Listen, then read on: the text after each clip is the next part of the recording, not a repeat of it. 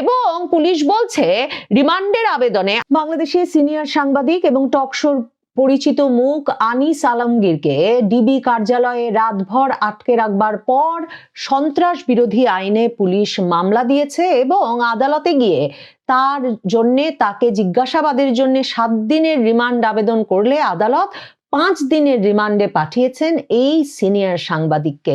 এর আগে আনিস আলমগীর এবং অভিনেত্রী শাওন সহ 4 জনের বিরুদ্ধে থানায় একটা অভিযোগ দায়ের করা হয় সন্ত্রাস বিরোধী আইনে এবং সেই আইনে করা মামলার প্রেক্ষিতেই আনিস আলমগীরকে গ্রেফতার দেখানো হয় রাতভর তাকে ডিবি কার্যালয়ে আটকে রাখার পর। রোববার সন্ধ্যা 7:30টার দিকে তিনি জিম থেকে ব্যায়াম করে বের হওয়ার পর ধানমন্ডি থেকে সাদা পোশাকে আনিস আলমগীরকে তুলে নিয়ে আসা হয়েছিল ডিবি কার্যালয়ে এবং সেখান থেকেও তিনি যখন সাংবাদিকদের সঙ্গে এবং সংবাদ মাধ্যমের সঙ্গে ফোনে কিছুক্ষণ কথা বলতে পেরেছেন ওখানে যাওয়ার কিছুক্ষণ সময় পর্যন্ত, তখন পর্যন্ত তিনি জানিয়েছেন যে ডিবি কার্যালয়ে তাকে নিয়ে আসা হয়েছে কথা বলে যে ডিবি প্রধান তার সঙ্গে কিছু কথা বলতে চান এবং তিনি অপেক্ষা করছেন ডিবি প্রধানের সঙ্গে আলাপ করবার জন্য।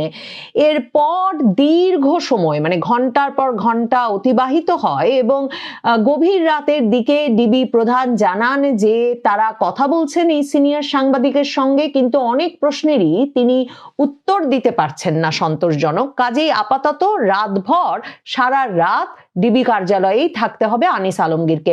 স্পষ্ট হয়ে উঠছিল যে ওসমান হাদি শুক্রবার গুলিবিদ্ধ হবার পর থেকে এই যে টকশোতে ওসমান হাদি সহ 2024-এর জুলাই আগস্ট আন্দোলনের নেতৃত্ব দানকারী তরুণদেরকে একদল আওয়ামী বয়ান উৎপাদন করে হত্যাযোগ্য করে তুলছেন এমন একটা অভিযোগ হাজির করা হচ্ছিল আনিস আলমগীর সহ টকশোতে সক্রিয় সবাক একদল ব্যক্তির বিষয়ে এবং নাম উল্লেখ করে রীতিমতো ফেসবুকে প্রচারণা চলছিল যে কেন তাদের বিরুদ্ধে ব্যবস্থা নেওয়া হচ্ছে না, যেটা মাথায় রেখে মানে এটা যে এক রকমের তুঙ্গে উঠছে সেটা আঁচ করতে পেরেই আনিস আলমগীর ডিবি কার্যালয়ে তাকে নিয়ে যাওয়ার কয়েক ঘন্টা আগে ফেসবুকে স্ট্যাটাস দিয়ে বলেন যে দুজন ইউটিউবার সহ এই যে একটা সামাজিক যোগাযোগ মাধ্যমে রব উঠেছে যে তিনি হাদির মানে তার মানে এক রকমের উদযাপন করতে নেহারি খেয়ে আনন্দ করেছেন, সেটা একটা ভুল পোস্ট। মানে সেই ছবিটা যেটা ছড়িয়ে দেওয়া হয়েছে সেটাই একটা ভুল পোস্ট। তিনি হাদি সম্পর্কে কখনো কিছু বলেন নাই, তিনি হাদিকে ব্যক্তিগতভাবে চেনেন না এবং তিনি হাদি সম্পর্কে কোনোদিন কোনো মন্তব্য করেন নাই। কিন্তু তারপরেও আনিস আলমগীরকে তুলে নিয়ে যাওয়া হয় এবং আজকেও যখন সাদিক কায়েম এর নেতৃত্বে ডাকসু বিপি সাদিক কায়েমের নেতৃত্বে স্বরাষ্ট্র মন্ত্রণালয় ঘেরাওয়ের দিকে যাওয়া হয় ওসমান হাদির হামলাকারীদের ধরার দাবিতে, তখনও তারা স্লোগান দিয়েছেন যে টকশোর সুশীলেরা হুঁশিয়ার সাবধান, রিফর্ম লীগের দালালেরা হুঁশিয়ার সাবধান। কারণ আনিস আলমগীরদের বিষয়ে মূল অভিযোগটাই হচ্ছে এদের যে 2024-এর জুলাই আগস্টের আন্দোলনে নেতৃত্ব দানকারী তরুণদের মূল অভিযোগটাই হচ্ছে যে তারা আওয়ামী লীগকে রাজনীতিতে ফিরিয়ে আনতে এক রকমের বয়ান উৎপাদন করছেন।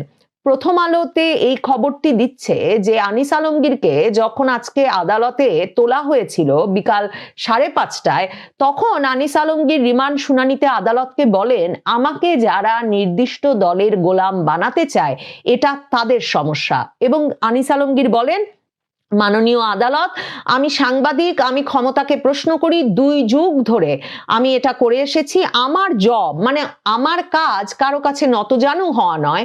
আমাকে যারা নির্দিষ্ট দলের গোলাম বানাতে চায় এটা তাদের সমস্যা। আমার ফেসবুকে সব বক্তব্য দেই, এখানে অপ্রকাশিত নেই কোনো কিছু। আমি ইউনুসের বাড়ি আক্রমণের কথা বলেছি, কিন্তু কোন কারণে বলেছি? 32-এ আক্রমণ, এটা প্রতিহিংসার রাজনীতি, এটা ফিরে আসবে সেটা বলেছি।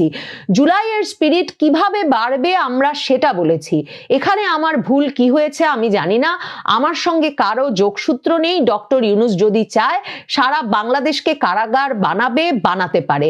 এই রকম একটা কড়া বক্তব্য তিনি খোলা আদালতে দিয়েছেন এবং সাংবাদিকদের সূত্রে সে কথা বেরিয়ে এসেছে বটে, কিন্তু আদালত কিন্তু তার 5 দিনের রিমান্ড মঞ্জুর করেছে এবং সন্ত্রাস বিরোধী আইনের মতো একটা শক্ত শক্ত আইনে, যে আইনে এর আগেও মানে গত কয়েক মাস ধরে এই প্রবণতা দেখা যাচ্ছে যে বিশ্ববিদ্যালয় শিক্ষক, সাংবাদিক, মুক্তিযোদ্ধা বিভিন্ন জনকে, সাবেক সচিব বিভিন্ন জন তারা টকশোতে কথা বলেন, তারা তাদের মতামত প্রকাশ করছেন। এ কারণে বিভিন্নভাবে বিভিন্ন জায়গা থেকে তাদেরকে তুলে এনে এই সন্ত্রাস বিরোধী আইনে মামলা দেওয়ার ঘটনা ঘটেছে। এর আগে সাংবাদিক মঞ্জুরুল আলম পান্না জেল খেটে এসেছেন, ঢাকা বিশ্ববিদ্যালয়ের শিক্ষক হাফিজুর রহমান কার্জন জেল খেটেছেন, এবং মঞ্চ ৭১-এর সভায় যোগ দেওয়ার সূত্রে এখনো জেলে আছেন সন্ত্রাস বিরোধী আইনে সাবেক সচিব আবু আলম শহীদ খান, যিনিও কিনা টকশোতে অত্যন্ত সবাক ছিলেন।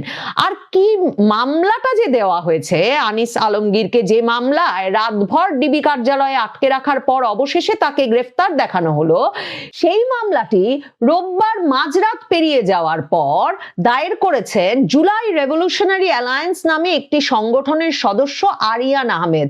তিনি এই আরিয়ান আহমেদ আনিস আলমগীর সহ 4 জনের বিরুদ্ধে রাষ্ট্রের স্থিতিশীলতা নষ্টের ষড়যন্ত্র এবং নিষিদ্ধ সংগঠনকে উস্কে দেওয়ার অভিযোগ আনেন।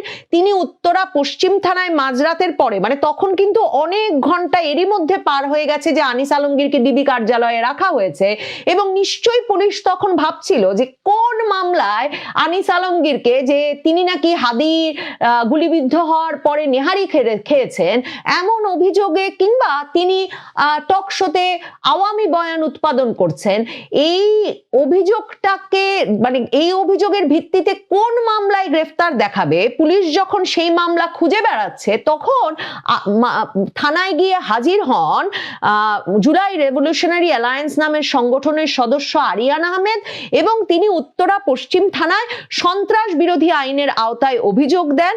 এই অভিযোগই মামলা হিসেবে নথিভুক্ত করার তথ্য দিচ্ছে পুলিশ।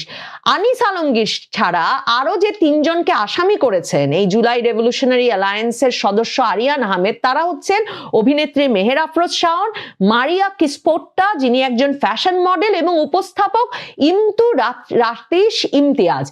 এই 3 জনের সঙ্গে আনিস আলমগীরের কি সম্পর্ক, তারা কি করে এই রাষ্ট্রের স্থিতিশীলতা নষ্টের ষড়যন্ত্র বা নিষিদ্ধ সংগঠনকে উস্কে দিচ্ছিলেন, সে বিষয়ে মামলার বিবরণটিতে বলা হয়েছে। খুব গুরুত্বের সঙ্গে এই মামলার বিবরণটি মনোযোগের সঙ্গে শোনা আবশ্যক।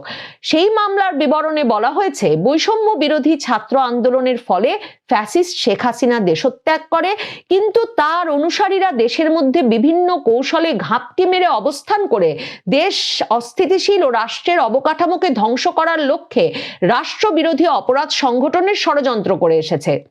আসামিরা মানে আনিস আলমগীর, অভিনেত্রী শাওন, মডেল মারিয়া এবং উপস্থাপক ইমতু, তারা মিলে আগে থেকে আওয়ামী লীগের ছত্রছায়ায় রয়েছে। তারা গত বছরের 5ই আগস্টের পর থেকে সোশ্যাল মিডিয়া সহ বিভিন্ন টকশোতে নিষিদ্ধ সংগঠনকে ফিরিয়ে আনার জন্য প্রোপাগান্ডা ছড়িয়ে আসছে।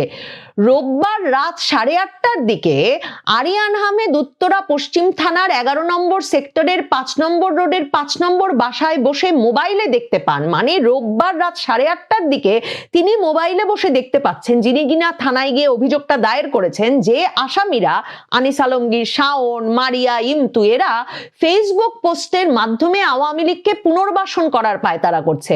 তাদের বিভিন্ন পোস্টের ফলে নিষিদ্ধ সংগঠন ছাত্রলীগ ও যুবলীগের কর্মীরা অনুপ্রাণিত হয়ে রাষ্ট্রকে অস্থিতিশীল ও রাষ্ট্রের অবকাঠামোকে ধ্বংস করার লক্ষ্যে রাষ্ট্রবিরোধী অপরাধ সংগঠনের ষড়যন্ত্রের ও সন্ত্রাসী কর্মকাণ্ড করে আসছে।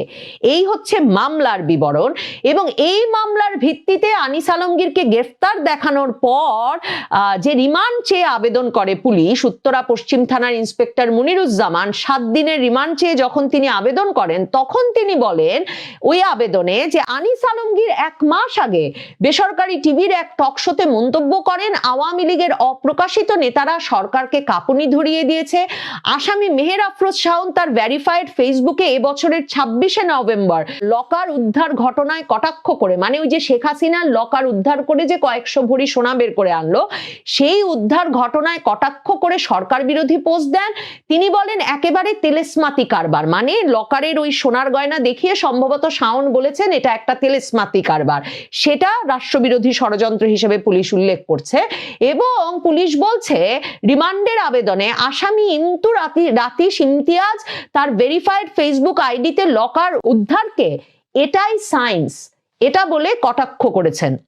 এছাড়াও এই 4 আসামি সহ অন্য আসামি পরস্পরের যোগসাজশে অন্যদের বিভিন্ন সময়ে তাদের ভেরিফাইড ফেসবুক পেজ ও ইউটিউব চ্যানেল হতে বিভিন্ন প্রকার উস্কানিমূলক পোস্ট ও বক্তব্য দিয়ে দেশের জননিরাপত্তা বিবন্ন করা, অন্য ব্যক্তির হত্যা প্রচেষ্টা গ্রহণ করা, অন্য ব্যক্তির